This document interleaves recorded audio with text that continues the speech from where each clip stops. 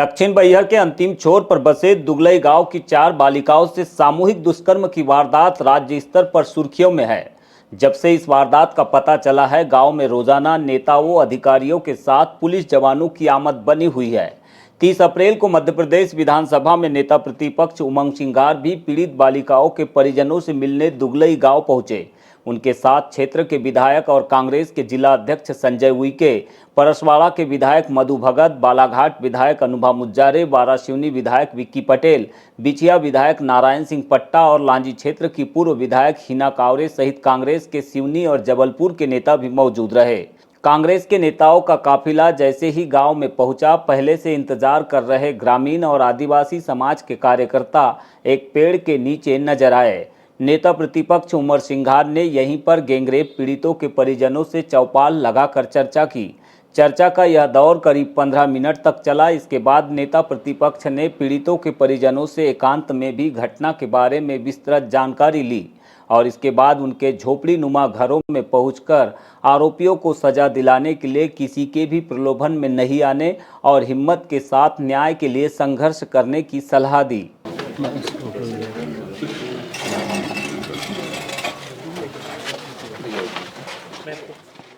उन्होंने मीडिया वालों से कहा कि आप पत्रकार हैं, देख सकते हैं अंतिम छोर पर विकास नहीं हो रहा है। ये सरकार कभी बेटी बचाओ अभियान चलाती है, लेकिन आज बेटियां ही सुरक्षित नहीं है प्रदेश के अंदर में।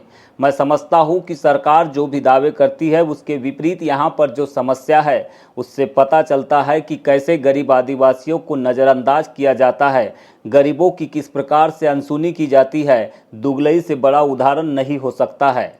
खुद पत्रकार हैं और आप खुद देख रहे हैं कि किस प्रकार से अंतिम छोर तक विकास नहीं हो रहा। कभी बेटी बचाओ अभियान चलाती है, बेटी बचाओ, आज बेटी सुरक्षित नहीं प्रदेश के अंदर। तो मैं समझता हूँ कि सरकार चाहे पानी की समस्या को लेके, चाहे बिजली की समस्या को लेके, चाहे बेटी बचाओ अभियान को लेके, चाहे हर घर, मोदी कहते हैं कि हर व्यक्ति को घर मिलेगा, ना घर मिल रहा। तो इस प्रकार की आप स्थितियां देख रहे हैं तो देश के अंदर और प्रदेश के अंदर किस प्रकार से नज़रअंदाज किया जाता है, छोटे गरीब आदमी को किस प्रकार से उसकी अनसुनी की जाती है। दुगलई से बड़ा उदाहरण नहीं हो सकता। गैंगरेप की शिकार बालिकाएं आदिवासी है और ये सभी बैहर विधानसभा क्षेत्र के अंतिम छोर में लांजी किरनापुर क्षेत्र के भगतपुर गोदरी गांव से जुड़े हुए हैं। यहीं से होकर इस सभी परिवार के लोग हाट बाजार तक पहुंचते हैं। ऐसे में पीड़ितों ने मांग की है कि उन्हें देर रात तक लौटने में किसी भी तरह की परेशानी न हो, इस बात का ध्यान रखा जाए, क्योंकि वे अक्सर आरोपियों के घरों के सामने से होकर ही गोदरी, हट्टा या फिर दूसरे गाँवों तक पहुँचते हैं। कितने किलोमीटर पड़ता है तुमको? 17 आदमी रखे थे, वो क्या है 36 आदमी यहाँ से कितना दूर पड़ता है? भगतपुर गोदरी यहाँ से 5 किलोमीटर। आज़ादी के बाद से चिराग की रोशनी में पले बढ़े यहाँ के आदिवासी परिवार आज भी बिजली का इंतजार कर रहे हैं। गांव में मूलभूत सुविधाओं का अभाव स्पष्ट रूप से देखने मिल रहा है और पेयजल की व्यवस्था भी उतनी ठीक नहीं है जितना कि सरकार दावा करती है। नेता प्रतिपक्ष ने इन समस्याओं को लेकर एसडीएम से चर्चा की और गांव की मूल जरूरतों के बारे में चर्चा कर निराकरण की उम्मीद भी जताई। एसडीएम ने बताया कि गांव में जिन खंभों और टूटे तारों के कारण बिजली नहीं पहुंच रही थी उसका सुधार कार्य शुरू हो चुका है। 2 दिनों में ग्रामीणों को बिजली उपलब्ध हो जाएगी।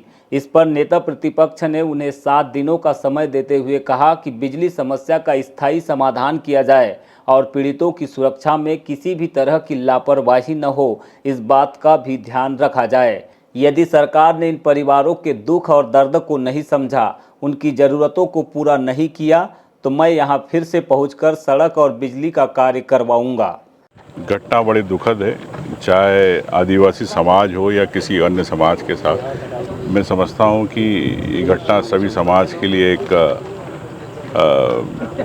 दुखद घटना है और निश्चित तौर से सभी का यही कहना है कि इस पर कड़ी कार्रवाई होना चाहिए। और आप जिस प्रकार से इस गांव में स्थिति देख रहे हैं कि किस प्रकार से लोग जीवन यापन कर रहे हैं, संघर्ष कर रहे हैं, जंगल के भरोसे हैं, पानी गिरता तो जा नहीं पाते, लाइट है नहीं, लाइट के नहीं होने के कारण ये अंगार जला के लाइट घर के अंदर करते हैं, उसी में रोटी खाते हैं। सांप बिच्छू का डर रहता, चींटियों का डर होता, जिस प्रकार से कहा। तो मैं समझता हूँ कि ये कमियां हैं और सरकार को तत्काल इस पर कार्रवाई करना चाहिए। और अगर सरकार नहीं कर पाई तो मेरे को खुद को आके यहाँ पर सड़क बनवाना पड़ेगी और खुद को आके यहाँ पर लाइट चालू करवाना पड़ेगी। तो सरकार के प्रशासन की तरफ से आश्वासन दिया गया है। और पीड़ित परिवार के बारे में यही कहना चाहता हूँ कि इनको पूरी सुरक्षा मिले और इन पे कोई किसी प्रकार का दबाव ना हो, ये सरकार को विशेष रूप से प्रशासन को ध्यान रखना चाहिए। नेता प्रतिपक्ष ने कहा कि कानून व्यवस्था की स्थिति ठीक नहीं है। कहीं आदिवासी पर पेशाब कर दिया जाता है तो कहीं दलित को मंदिर जाने से रोका जाता है और ऐसा पूरे प्रदेश में दलित और आदिवासियों के साथ हो रहा है। मुख्यमंत्री मोहन यादव जी मौन है, इसलिए मैंने उनका नाम मौन यादव रख दिया है। उन्हें अपनी चुप्पी तोड़नी चाहिए। गृह विभाग में तत्काल बड़ी कार्रवाई करनी चाहिए और जो ईमानदार और मजबूत अधिकारी है उन्हें फील्ड में रखना चाहिए। लेकिन देखने में आ रहा है कि बालाघाट की इस घटना पर मुख्यमंत्री जी की चुप्पी बड़ी ही आश्चर्यजनक है। अब कानून व्यवस्था पूरे प्रदेश के अंदर रोज घटनाएं घट रही है। कहीं सीधी पे किसी आदिवासी पे पेशाब कर दिया जाता, किसी दलित को मंदिर में नहीं जाने दिया जाता। तो ये दलित आदिवासियों पर पूरे हो रही है। मुख्यमंत्री जी मौन है, मोहन यादव जी मौन है। मैंने तो उनका नाम ही मोहन यादव रख दिया है। तो उनको चुप्पी अपनी तोड़ना चाहिए और तत्काल किस प्रकार से गृह विभाग में तत्काल कार्रवाई होना चाहिए। जो ईमानदार और मजबूत अधिकारी हैं उनको आपको फील्ड में रखना चाहिए।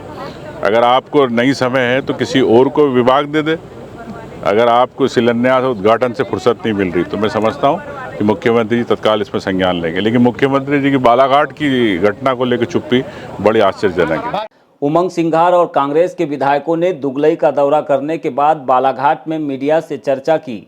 उन्होंने कहा कि ये घटना समाज के लिए कलंक है। ऐसी घटनाओं में मीडिया ट्रायल की जगह कोर्ट का ट्रायल होना चाहिए और सरकारी मदद के अलावा मुख्यमंत्री जी को अपने राहत कोष से राशि जारी करने की दरियादिली भी दिखानी चाहिए। तो क्या वो गरीब बच्चियां जो आदिवासी परिवार की है, क्या उनके लिए आपका मुख्यमंत्री सहायता कोष में ताले लग गए? मैं ये कहना चाहता हूं मुख्यमंत्री जी से कि जो अधिकार उनको कानून में वो तो आप मिल रहा है, लेकिन आपकी सरकार की तरफ से मुख्यमंत्री सहायता कोष से कब ताला खुलेगा, कब आप उन बच्चियों की मदद करेंगे, उस परिवार की, ये मैं देखना चाहता हूं। और कांग्रेस के हमारे विधायक संजय जी ने भी मांग करी, सभी स्थानीय विधायकों ने, जनप्रतिनिधियों ने बात करी है कि उस परिवार को 1-1 करोड़ रुपए मिलना चाहिए। लेकिन मैं समझता हूं कि मुख्यमंत्री दरियादिल दिखाएंगे कि नहीं दिखाएंगे, या आपके मीडिया के माध्यम से सरकार से पूछना चाहता हूं। तो निश्चित तौर से ये मैं कह सकता हूं कि ये जो घटना है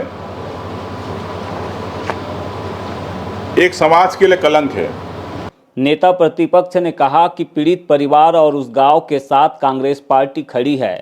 हम लोगों ने तय किया है कि कांग्रेस विधायक दल की ओर से सभी पीड़ित बच्चियों को 1-1 लाख रुपए दिए जाएंगे और 32 परिवारों को अपनी ओर से मैं 10-10 हज़ार रुपये की सहयोग राशि भी दे रहा हूं।